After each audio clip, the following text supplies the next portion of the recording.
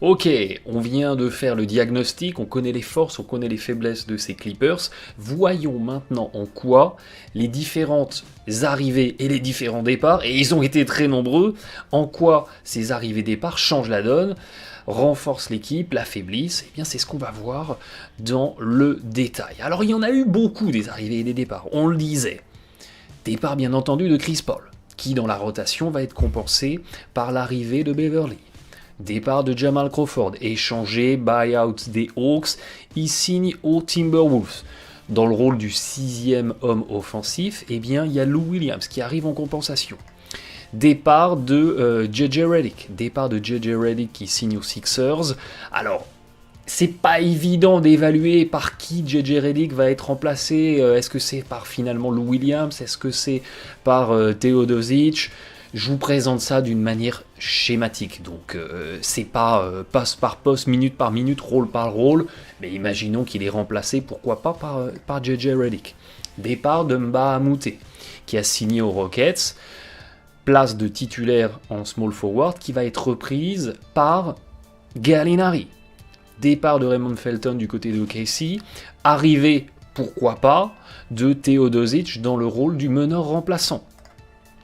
Départ de Mo Speights, qui a signé, je crois, de mémoire au Magic, remplacé à l'intérieur par Montrezl Harrell, qui arrive dans le trade de Chris Paul en provenance des Rockets, et puis arrivée de Willie Reed, qui a signé à l'intersaison, il vient de Miami, et dans la rotation, je ne l'ai pas mis, mais il peut indirectement remplacer Brandon Bass, qui ne fait plus partie du dispositif des Clippers. Donc beaucoup de changements, pratiquement la moitié de l'effectif a changé, mais les recrutements des Clippers ont été pertinents et correspondent plus ou moins structurellement au départ de l'équipe. Commençons par le commencement. Évidemment, la perte majeure de cette équipe des Clippers, c'est la perte de Chris Paul, c'est la perte du taulier, qui la saison passée, eh bien, sortait d'une saison, on l'a un petit peu oublié, mais sortait d'une saison absolument phénoménale, hein, une saison de mutant, avec un temps de jeu qui commence avec les années à décroître un petit peu, mais une efficacité toujours au rendez-vous. On est à plus de 47% de réussite au tir, on est à plus de 41% de réussite à 3 points sur un joueur qui en tente en moyenne 5 par match, donc qui tire beaucoup à 3 points. On est pratiquement à 90% au lancer franc, on est à 5 rebonds, 9 passes décisives, 2 interceptions, et 9 passes décisives pour seulement 2,4 ballons perdus.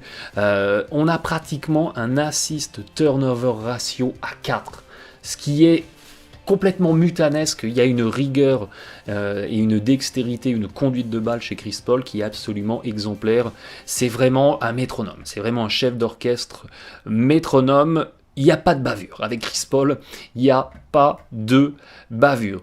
Chris Paul, on l'a vu, son pourcentage de réussite à 2 points et à 3 points, il est absolument colossal. Regardez sa shooting chart. On dirait une mosaïque, grecque, il y a du rouge partout. C'est absolument impressionnant.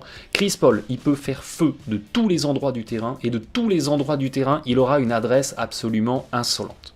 C'est juste incroyable. Effectivement, en face, on a un Patrick Beverly qui, du côté des Rockets, était vraiment dans un registre de tireur à 3 points et un tout petit peu de finisseur près du cercle, mais très clairement, on n'a absolument pas le même rendement offensif, même si au-delà de la ligne à 3 points, on a des choses très intéressantes du côté de Beverly. On va y revenir. Chris Paul, la saison passée, il n'avait pas été All-Star. Ça quand même, je l'ai encore un petit peu en travers de la gorge. Certes, il était blessé, mais au vu de la saison qu'il a fait, c'est une aberration qu'il n'ait pas été choisi pour le All-Star Game. On est à 26 de PER, les années passent, mais regardez le niveau d'efficacité, de productivité de Chris Paul, eh bien il reste le même. Le taulier, on est à plus de 61% au tir réel, son meilleur pourcentage en carrière. On est à pratiquement 50% de passes décisives générées quand il est sur le terrain. Et puis quand on va s'intéresser à l'impact, eh bien on a un impact, un box plus minus à pratiquement 9 unités. Je vous rappelle que quand vous êtes à 0, vous êtes dans la moyenne NBA normalisée. Quand vous êtes à 5, vous êtes niveau All-Star, niveau All-NBA. Donc imaginez à 9. Imaginez à 9, on a un mutant qui impacte en attaque, mais qui impacte aussi en défense. On a tendance à l'oublier, mais Chris Paul est un excellent défenseur. Il était All-NBA Defensive Team d'ailleurs, c'est pas pour rien. C'est pas pour rien. Si on va du côté de 82 Games, j'aime bien regarder leur mode de calcul, le simple rating, la note des joueurs. Eh bien, on a un Chris Paul qui a plus 15. C'est du mutant, c'est du hors norme, c'est des niveaux d'un LeBron James, d'un James Harden, d'un Westbrook. Chris Paul, l'un des joueurs les plus impactants de la NBA. Et puis pour moi, la stat qui veut tout dire, la stat qui tue, qui met tout le monde d'accord. Quand Chris Paul, la saison passée, était sur le terrain, son équipe mettait 120 points pour 100 possessions, en encaissait 105, plus 15 en différentiel. Quand il n'était pas sur le terrain, l'attaque tombe à 108, la défense encaisse 113 et vous êtes à moins 5 de différentiel. Plus 15 d'un côté et moins 5 de l'autre, ça fait une amplitude de moins 20. C'est du hors norme, c'est du mutant. Je vous le disais, l'un des joueurs les plus impactants de la NBA. Si vous en doutiez, vous me décevez. Eh bien, pour le remplacer, trash, lapsus révélateur. Pour le remplacer, tâche extrêmement compliquée qui va incomber notamment à Patrick Beverley. Patrick Beverley qui sort d'une saison aussi relativement correcte, dans un registre complètement différent, un registre plutôt de meneur-défenseur, de 3&D guy, donc un joueur qui défend et qui met du 3 points, parce qu'on est à 42% de réussite au tir, c'est pas top pour un extérieur, mais on est à plus de 38% à 3 points, on était à 40% la saison précédente. Pour un volume de tir relativement élevé, 4 tentés par match, on est dans la moyenne au lancer franc, on a également de très belles capacités de rebond. Beverley est un excellent rebondeur pour un extérieur, pour un meneur, avec notamment 1,4 prises au rebond offensif. C'est excellent, ça veut dire que vous êtes assuré une fois par match de voir Beverley qui prend un rebond offensif, qui donne une deuxième chance à son équipe. Et puis au-delà de ça, on n'a certes pas les capacités de playmaking d'un Chris Paul, qui est un formidable chef d'orchestre, un formidable organisateur en attaque, mais on a 4 passes décisives pour 1,5 ballons perdus. Donc on a un assist turnover ratio, pour faire simple, à 3, ce qui est un bon niveau, ce qui est au-dessus de la moyenne NBA à 2, et ce qui, pour un meneur, être à 3, c'est bien. Donc on est dans les standards du poste pour la rigueur, la conduite de balle. Au niveau des stats avancées, on a un PER à 13, donc un petit peu en deçà de la moyenne, un tir réel à 55. On a un taux d'usage qui est assez bas, 14%, donc très clairement, on n'attendait pas Beverley pour être dans des conditions de scoring, mais si vous renversez sur lui qu'il est tout seul à 3 points, il sanctionne. Et puis, au-delà de ça, regardez, on a un impact offensif positif d'une unité, on a un impact défensif positif de 1,5 unités, et au final, on a un box plus-minus à plus 2,3. Donc très largement au-dessus de la moyenne NBA. Donc on a du côté de Beverley, finalement, un impact sur le terrain qui correspond à l'impact d'un bon titulaire. Donc Beverley est vraiment un joueur intéressant, notamment pour ses qualités de défense, mais pas que. Il peut rayonner d'une manière un petit peu plus large. Alors évidemment, il n'a pas du tout la même contribution qu'un Chris Paul, notamment dans le tir à mi-distance et dans la finition près du cercle, où là Beverley n'existe pas, ou en tout cas n'existait pas dans le dispositif des Clippers la saison passée. Mais n'oubliez pas non plus que d'être très très bon au tir à mi-distance par rapport à la moyenne NBA, c'est à 46-47%. C'est des tirs à 2 points, donc au tir réel c'est 46-47%. Là où quand vous êtes très bon sur des tirs à 3 points, vous êtes à 40%, ce qui correspond à du 60% au tir réel. Donc finalement, avoir des moins bons tireurs à mi-distance, c'est peut-être pas si mauvais signe que ça pour les Clippers, parce qu'on va peut-être moins tirer à mi-distance pour plus tirer à 3 points, et les tirs à 3 points sont plus rémunérateurs que les tirs à mi-distance.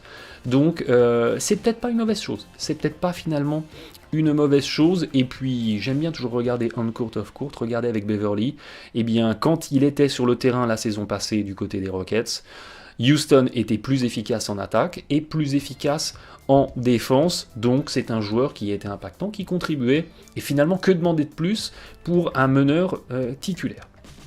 À côté de ça, eh bien, il y a eu un départ majeur, il y a aussi une arrivée majeure. L'arrivée de Danilo Gallinari en provenance des Denver Nuggets, qui compense le départ de Mbah a Moute. Alors j'ai oublié le A, mais c'est bien Mbah a Moute. Vous m'excuserez pour cette petite faute de frappe. Les deux joueurs n'ont absolument pas le même profil, donc c'est un exercice qui peut sembler un peu caduc de les comparer, mais ils vont se succéder quelque part dans la rotation, dans les 5 de départ et dans le dispositif des Clippers. Donc on va quand même jeter un coup d'œil à ces deux joueurs. Un Gallinari qui sort d'une très très bonne saison du côté des Nuggets, très bonne saison du côté des Nuggets, 45% au tir, 39% au tir à 3 points, sur un assez gros volume de tirs tentés, pratiquement 5 par match. Au-delà de ça, eh bien, c'est un très très bon tireur de lancer franc. En plus, il entende beaucoup, donc il va provoquer des fautes, notamment parce que c'est un joueur de grande taille. Il fait 2,8 m, Gallinari. Donc effectivement, il peut aller dans la mêlée, essayer de finir fort près du cercle, et provoquer des fautes, et quand vous êtes à 90%, c'est quasiment à chaque fois panier marqué sur la ligne des lancers. Au-delà de ça, c'est aussi un assez bon défenseur, par contre, pas vraiment un playmaker, pas vraiment un défenseur. Et ça, vous le saviez déjà, quand on compare les shooting charts, eh bien, on découvre bien du côté de Mbah a Moute le principe du 3 and D, le principe de je me rends disponible pour sanctionner à 3 points et je défends. Il y avait également une très très belle adresse dans les tirs à mi-distance de Mbah a Moute, même si les volumes de tir sont très très faibles. Du côté de Gallinari, on retrouve cette très très belle adresse à 3 points, on est pratiquement à 40% de réussite, je vous le disais. C'est un petit peu plus compliqué dans les tirs à mi-distance, par contre on a une très très belle réussite tout près du cercle. Et ça c'est une bonne nouvelle, parce que sorti des intérieurs, sorti de Chris Paul chez les Clippers la saison passée, on avait assez peu de joueurs en capacité de pénétrer, d'être explosifs et de finir fort au cercle. On avait d'extraordinaires spot-up shooters, de joueurs pour sanctionner à mi-distance en réception-tir, mais pas de slasher, pas de joueurs pour aller finir fort près du cercle. Gallinari peut effectivement remplir ce rôle-là, et c'est intéressant. C'est une arme en plus dans le dispositif de Los Angeles. Au niveau des stats avancées, eh bien, on a un Italien qui était à un peu plus de 17 de PER, 62% au tir réel. Là, vous commencez à prendre la mesure de l'efficacité offensive de Gallinari. On a un taux de rebond défensif à 14%, ce qui n'est pas mal, mais ce qui pour un joueur de 2,8 m n'est pas non plus extraordinaire, mais il fera le boulot pour la lutte au rebond. Et puis après, on le disait tout à l'heure, capacité de playmaking assez faible, pas forcément un joueur qui génère beaucoup de passes décisives, c'est plus un finisseur qu'un créateur, il n'y a aucun doute là-dessus. Par contre, regardez, la saison passée, Gallinari, c'est seulement 20% de taux d'usage. Donc ça n'est absolument pas un joueur qui a tiré la couverture à lui, et finalement avec assez peu de munitions, il est quand même à 18 points par match. Donc une nouvelle fois, eh bien, cette efficacité offensive, elle ressort, et on a un joueur qui était habitué à pas être la star de l'équipe du côté des Nuggets, à pas avoir tous les ballons, et avec les ballons dont il disposait, eh bien, il trouvait de l'efficacité offensive. Et donc, c'est de bon augure pour imaginer sa transposition dans un dispositif des Clippers qui va ressembler un petit peu à celui des Nuggets. Au final, eh bien, on a un impact offensif très très marqué, à plus de 3 unités, donc très au-dessus de la moyenne, mais un impact défensif à moins 2. Donc un impact défensif très en deçà de la moyenne, niveau remplaçant, niveau mauvais remplaçant, si vous voulez.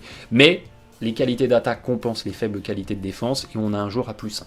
Donc il fait mieux que la moyenne NBA au global, tout compris.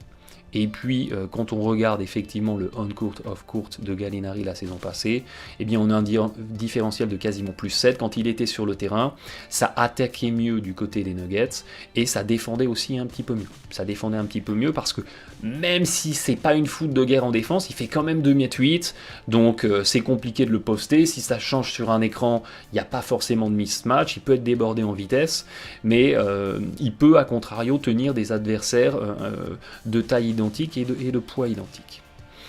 Du côté de Mbah a Moute, très rapidement, on le disait, un 3-and-D guy avec un très bon pourcentage au tir réel, notamment grâce à sa très belle adresse à 3 points. 10 de PER, on n'attendait pas de lui qu'il produise sur le terrain, mais on avait au final un joueur qui n'était certes pas un gros contributeur de l'attaque, -1 en offensive box plus minus, mais pratiquement +2 en defensive box plus minus. Donc on a un bilan d'impact de Mbah a Moute la saison précédente qui est quand même positif, de une unité. Donc c'est un joueur qui était important dans le dispositif des Clippers parce que bien évidemment il défendait dur et les Clippers ils avaient besoin de défense, et puis si on renversait sur lui qu'il était tout seul, il pouvait sanctionner. Donc un role player vraiment intéressant du côté des Clippers la saison passée. Ce qui est très très très intéressant finalement, c'est que Los Angeles, ils ont fait un switch. Ils ont fait un switch en perdant un très bon défenseur qui était un médiocre attaquant et en récupérant un très bon attaquant qui est un médiocre défenseur. C'est assez intéressant, c'est pas courant de voir un tel switch comme ça entre deux profils presque diamétralement opposés, mais c'est ce que les Clippers ont fait. On verra dans le bilan global si ça sera payant ou pas. Et puis derrière ces deux départs arrivés majeurs, il y a ce que j'ai appelé la valse des arrières. Parce que Jamal Crawford et JJ Redick, qui étaient des arrières importants du dispositif Clippers passé, eh bien, sont partis, et on a récupéré en contrepartie Lou Williams et Teodosic. Alors, bien entendu, il va être très compliqué pour moi de vous proposer une analyse d'impact pertinente de Teodosic, parce que c'est un rookie, et qu'on n'a donc pas de données statistiques ou de stats avancées de Teodosic dans la NBA. Alors, j'aurais pu prendre les stats avancées de l'Euroleague, qui est quand même une compétition de qualité, avec un très bon niveau, et les transposer pour essayer de me faire une idée de ce que ça pourrait donner en NBA. Mais dans quelle mesure l'impact en Euroleague est transposable dans la NBA, où est la part de vérité, je ne le sais pas.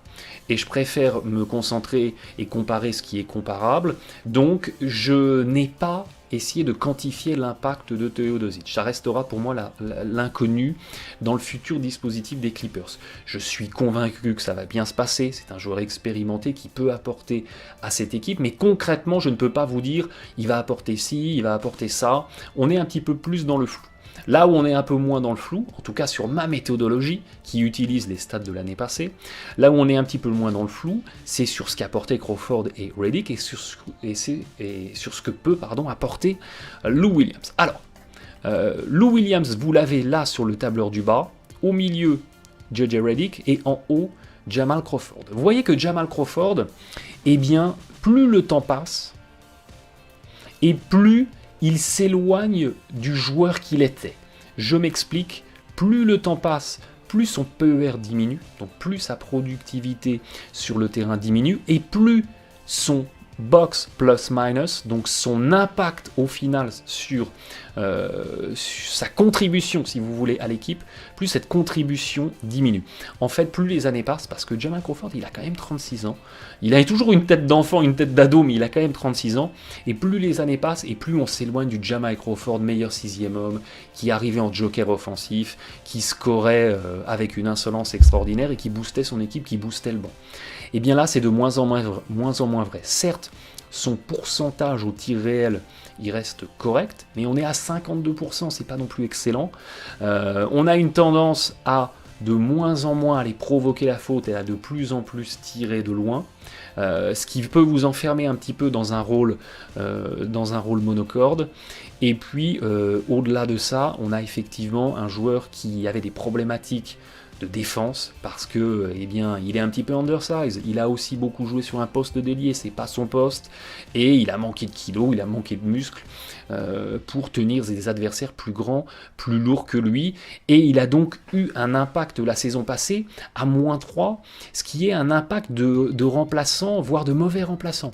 Donc il n'a pas énormément contribué au succès des Clippers la saison passée, en tout cas beaucoup moins que les années précédentes. À côté de ça, JJ Redick fait une super saison la saison passée, dans un registre effectivement de spot-up shooter, de shooter pur, à pratiquement 60% au tir réel, pratiquement un tir sur deux tenté au-delà de la ligne à 3 points. Ça se traduit immédiatement sur les stats avancées avec un impact à plus 2 en attaque, mais un impact à moins 2 en défense. Et avec JJ Redick, on a le même problème qu'avec Jamal Crawford. Je fais 1m93, 90 kg, on m'a beaucoup fait jouer ailier, small forward, c'est pas mon poste, et j'ai eu du mal à tenir mes vis-à-vis, mes adversaires directs. Au final, mes belles qualités d'attaque compensent ma faiblesse en défense, et j'arrive à un rendement qui est dans les standards de la moyenne NBA. Ces deux joueurs s'en vont. Arrive Lou Williams, qui sort d'une superbe saison, plus de 21 de PER, pratiquement 60% au tir réel. Pas énormément connu pour ses qualités de passe, mais il a quand même généré, quand il était sur le terrain, à peu près 20% des passes décisives de son équipe. Donc c'est un joueur très clairement beaucoup plus que JJ Redick et plus que Jamal Crawford. C'est un joueur qui peut fixer, ressortir, générer de la passe décisive. Donc ça c'est pas mal. Un joueur qui avait un taux d'usage par contre très très élevé. Très clairement, il a mis du scoring parce que quand il était sur le terrain, ça jouait pour lui.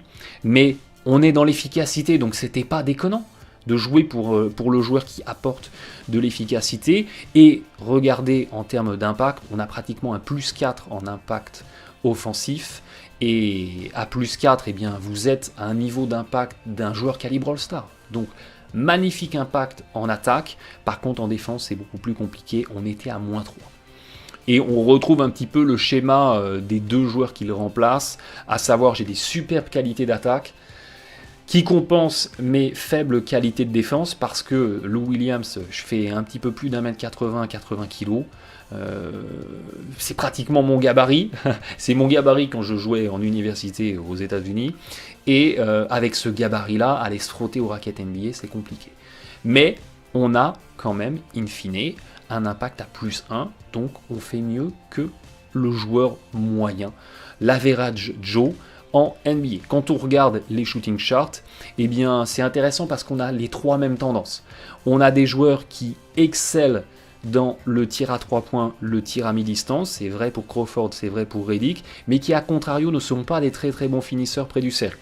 Pour la simple et bonne raison qu'il manque un petit peu de muscle et qu'il manque un petit peu de taille. C'est compliqué d'aller se frotter à la raquette quand on n'a pas ces éléments-là et qu'on a vieilli comme Crawford ou Redick et qu'on n'a plus l'explosivité de notre jeunesse. Alors Lou Williams existe un petit peu moins dans les tirs à mi-distance que ses deux collègues, mais il existe un petit peu plus, voire même beaucoup plus, vous voyez, dans les tirs in the paint. Ce qui n'était pas du tout le cas de Redick et de Jamal Crawford. Donc ce qu'on va perdre en qualité de tir à mi-distance, on va le gagner dans des petits flotteurs, par exemple à 3 mètres, ou en essayant de se rapprocher du cercle, tout en pouvant continuer à sanctionner efficacement à 3 points. Ce qui est intéressant avec Lou Williams, c'est que, vous voyez, il a tenté beaucoup de tirs avec une belle efficacité dans les coins. Ce qui n'est pas traditionnellement le secteur de prédilection ce qu'on pourrait appeler un arrière. Les arrières, c'est plutôt là, above the break. Mais lui, il a été existé dans les coins, et ça peut être vraiment intéressant, parce que les Clippers, ils jouent pas mal sur attaque placée, et on peut aller fixer sur des intérieurs, renverser, trouver un joueur dans le coin, donc ça peut être intéressant de l'avoir. Et puis, comme tout à l'heure, quand on comparait Chris Paul et Beverly, ça peut être intéressant pour les Clippers d'un petit peu moins tirer à mi-distance, parce que comme je vous l'ai dit tout à l'heure, quand vous êtes très bon à mi-distance, vous êtes à 45, 46, 47%. Ce qui est un bon pourcentage, mais ce qui est beaucoup moins que d'être à 40% à 3 points, beaucoup moins rémunérateur. Donc, on va peut-être moins tirer à mi-distance, plus tirer à 3 points, et au final, on a un rendement offensif qui va augmenter. Vous voyez un petit peu où je veux en venir. Je vous le disais, Teodosic, très très compliqué, d'une manière fiable, d'essayer d'estimer son impact. On va revenir un petit peu dans la troisième partie sur ce qu'il peut apporter à cette équipe. Mais au-delà des arrivées et départs là, que je vous ai présentés, pour toutes les autres acquisitions, On va pas rentrer dans le détail, je vais vous proposer une approche globale, parce que sinon la vidéo va faire 3 heures. Déjà que cette vidéo, j'ai dû la décomposer en 3 parties, on va pas s'en sortir. Donc on fera une approche globale pour tous les autres joueurs. C'est quoi une approche globale? C'est la somme des qualités d'attaque, la somme des qualités de défense, les capacités de rebond, etc. pour avoir une vision globale de ces Clippers 2018. Et bien on attaque ça dans la 3e et dernière partie. Merci de votre fidélité, à très très vite.